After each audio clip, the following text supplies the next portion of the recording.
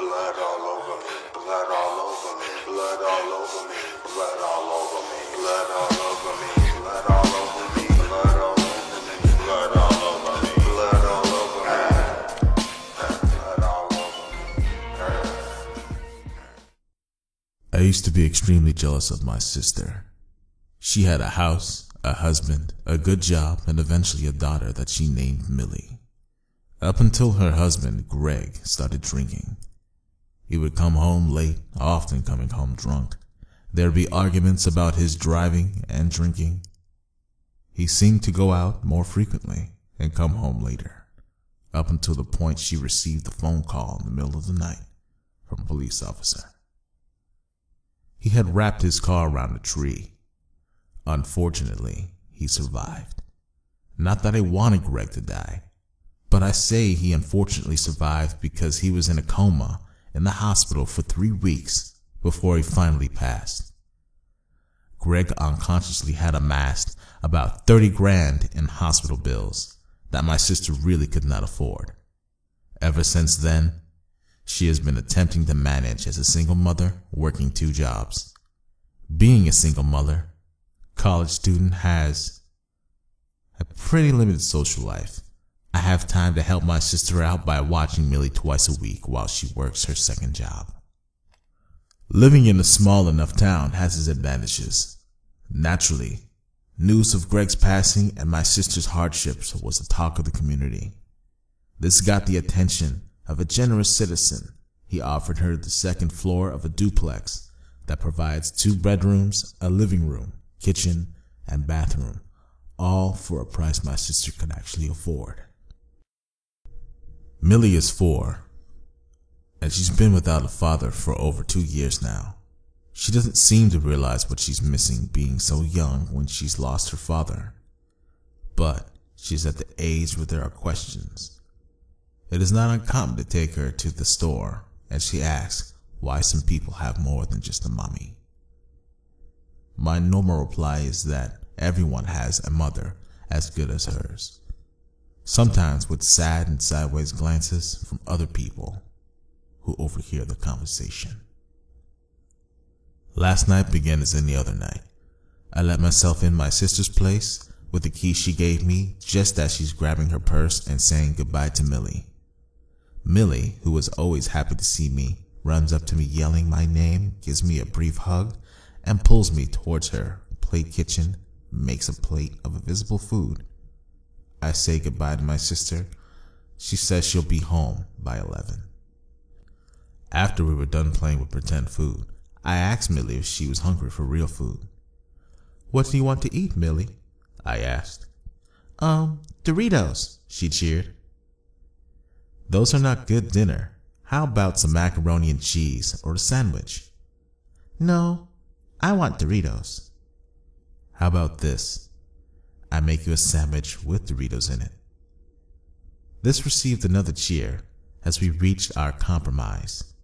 I made a sandwich with Doritos for her and me. After dinner, we played a bit more before it was time to unwind and watch some television. Having a duplex on the second floor is pretty nice. It's hard for the neighbors downstairs to make too much noise. Tonight was noisy. It started with what sounded like a hard door slam, then yelling, some banging, then more yelling, and some crying loudly. Silence. During the fight, I turned up the volume on the TV to not upset Millie. I stopped paying attention to the TV at that point and listened to as much as I could. I was not overly familiar with the couple that lived downstairs. My sister said they were nice and had problems like anyone else. About 30 minutes after the fight, I started hearing someone walking up the first few steps to the second floor pretty loudly. I figured it was someone who was in the fight letting off some steam. They lasted for only 10 minutes before the footsteps stopped. After putting Millie to bed, it was about 9 p.m. I had a couple hours until my sister came home. This is when I always told myself, this is when I can get homework done. Instead, I turned on the TV. After about 20 minutes after flipping through the channels, the pacing on the stairwell started again. At first it was up and down the same few steps as before. Gradually, it started getting closer and closer to my sister's door. I tried my best to ignore it and tell myself that it must have been some fight the neighbors would have had. I stopped ignoring it and tried to watch what was happening outside of the peephole in the door. It was a petite figure, stomping up and down the stairs, shoulders hunched, and the head was looking down at each footstep of the stairwell. The long wet hair was covering the face of the person walking. It didn't appear to be the woman neighbor, but definitely was the same figure of female. As she started getting up the stairs more and more, I noticed the dress was a dark, flowery dress, very dirty, looking like she had been rolling around in the mud. As she ascended the last couple of steps, I got a better look. It was not dirt on her dress. It was blood. Lots of it. This was when I was able to see her hand too. She was carrying what looked to be an axe in her right hand. She took to the last step. The only thing separating me and her was the door. She looked up and I saw her face, very pale, mascara running, blood splattered on her face, and a heavy concentration of blood below her mouth and on her chin. I let out a tiny gasp. It must have been enough for her to realize there was someone home. She smiled wide, showing yellow and red stained teeth, gave almost a playful kick to the front door, and giggled.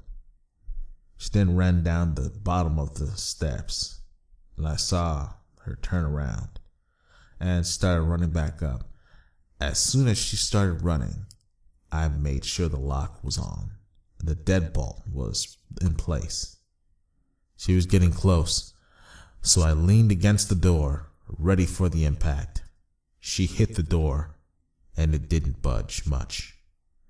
She started going all the way back down the stairs. I stepped to the recliner, which was about 5 feet from the door, and pulled it in front of the door. I grabbed my cell phone, dialed 911, and ran straight to Millie's room. She was still sound asleep. I picked her up quickly. She let out a groan, and I told her to go back to sleep and be quiet. She fell back asleep on my shoulder, and I hid as deep in her closet as I could. Meanwhile, I was trying to talk to the operator on the phone. 911, what is your emergency? The voice on the line opened with. There's a woman covered in blood trying to break into my house, I whispered, and quickly added, she has a knife. The operator sounded like she sat up with her chair. Where are you located? I gave her the address of my sister's house, noting we are on the 2nd floor. Please come to the 2nd floor first. There's a kid here. The operator said she would notify the responding officers as they were only a couple minutes out. I put a chair in front of the door. It wouldn't hold long. Please hurry, I pleaded. As soon as I said that, I heard the door finally give way. The axe-wielding woman was in my sister's house. Hearing her enter, I dropped the phone and held Millie as tight as I could.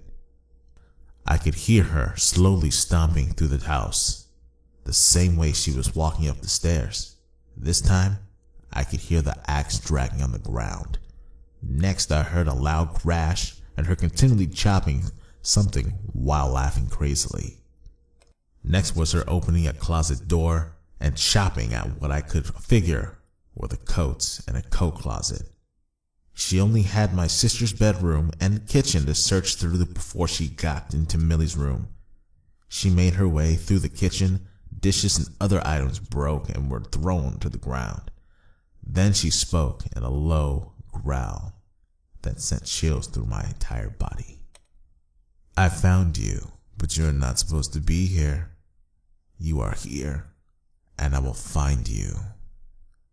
You took her from me. I'm taking him from you. Now I'll take you. Now I take her. Followed with something that sounded like a laugh and a cry at the same time. She was in my sister's room by this time, crashing through her belongings. The closet door creaked on the hinges as she swung it open and chopped at my sister's clothes. I was staring through the slots of the closet as she kept looking outside the window, hoping to see the red and blue lights flashing. Out of the corner of my eye, I saw the woman in the doorway of Millie's room, just standing and staring in. Her room, her special place, took her from me. She growled. She went in and sat on Millie's bed, axe across her lap. She sat. I couldn't see her face through the cracks of the closet. She was silent. She lay down on the bed. I knew you were mine. I always knew. They took you from me. Now I am close to you. We will be together forever. This is when she slowly turned around and laid down on the bed and was looking under the bed, half hanging off. I saw this as an opportunity to get out. I swung open the closet door. Most of her weight was off of the bed, so she fell off onto her head, and I bolted for the door and sprinted out of the front door of my sister's home, careful not to trip on the debris on the way out. You will not take her from me. I could hear her yelling behind me and giving chase. I ran holding Millie, who was now awake and crying. I ran towards the street and looked for any sign of flashing police lights. I saw some on the road to the west and ran towards them. I knew I was being chased and that I just had to outrun her just a little longer. And when I got to the flashing police lights, the police were very quick to react. They popped out of their cars and yelled at me to freeze. She's right behind me, I yelled just as she came right in the view of their headlights. She was still yelling. Next, there were a few loud bangs from the police officers' pistols and silence. I practically fell to the ground and just held Millie, telling her how everything is okay and that we were safe. She just held me and cried. Once safe and rested and questioned at the police station, Millie had her hot chocolate and I had coffee.